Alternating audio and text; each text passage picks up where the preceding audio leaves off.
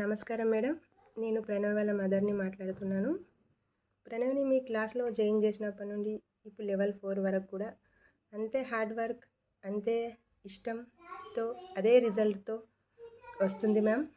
ఆ విషయంలో మీరు పడిన కష్టం పిల్లల రిజల్ట్ రావడానికి కారణం. ఆ విషయంలో మేము చాలా సంతోషంగా ఉన్నాం మ్యామ్. ప్రతి తల్లిదండ్రులకు పిల్లలు ఎలాంటి డౌట్ లేకుండా హోంవర్క్ చేస్తుంటే చాలా సంతోషం అనిపిస్తుంది. ముందు మ్యాథ్స్ సబ్జెక్ట్లో చాలా డౌట్లు అడిగేది, ఇబ్బంది పడేది. ఇప్పుడు మీ క్లాస్లో జాయిన్ చేసినప్పటి నుండి తనకు తానే హోంవర్క్ చేసుకుంటుంది. మాకు హోంవర్క్స్ కూర్చోబెట్టుకొని చేపించడానికే చాలా ఇబ్బంది పడుతుంటాము, వాళ్ళు విసిగిస్తుంటారు. ఇప్పుడు మాకు ఆ ఇబ్బంది లేకుండా చాలా సంతోషంగా చేసుకుంటుంది. మీరు ఒక్కొక్కసారి 2 hours కూడా క్లాసు చెప్తుంటారు. వాళ్ళు ఆ టైంలో ఎంతో విసిగిస్తారు, కానీ మీరు అలాంటివి పట్టించుకోకుండా ప్రతి పిల్లవాడి రిజల్ట్నే మీరు చూస్తుంటారు. ఆ విషయంలో మేము చాలా సంతోషంగా ఉన్నాం మ్యామ్. Thank you ma'am. మీరు కష్టపడుతుంటే మేము చేసేదే తక్కువ పిల్లల విషయంలో అనిపిస్తుంటుంది మేడం.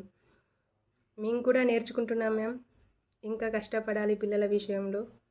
ఎప్పుడూ విసుగుపడొద్దు. వాళ్ళు అల్లరి చేసినా కూడా వాళ్ళ రిజల్ట్నే మనం దృష్టిలో పెట్టుకోవాలి.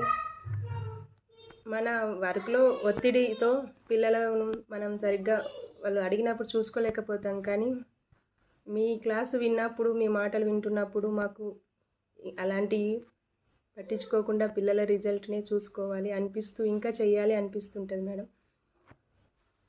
పిల్లలే కాదు, మేము కూడా ఇంప్రూవ్ అవుతున్నాం మ్యామ్. ఇంకా హార్డ్ వర్క్ చేయాలి రిజల్ట్ కోసం అని తెలుసుకుంటున్నాం మ్యామ్. చాలా థ్యాంక్ యూ మ్యామ్. అందరికీ మంచి చదివించాలని అనుకుంటాం, కానీ అది సాధ్యం కాదు మ్యామ్. మీలాంటి గురువులు దొరికినప్పుడే సాధ్యం అవుతుంది. పేరెంట్స్ అందరూ సంతోషంగా ఉంటారు, పిల్లల ఫ్యూచర్ బాగుంటుంది మ్యామ్. Thank you ma'am.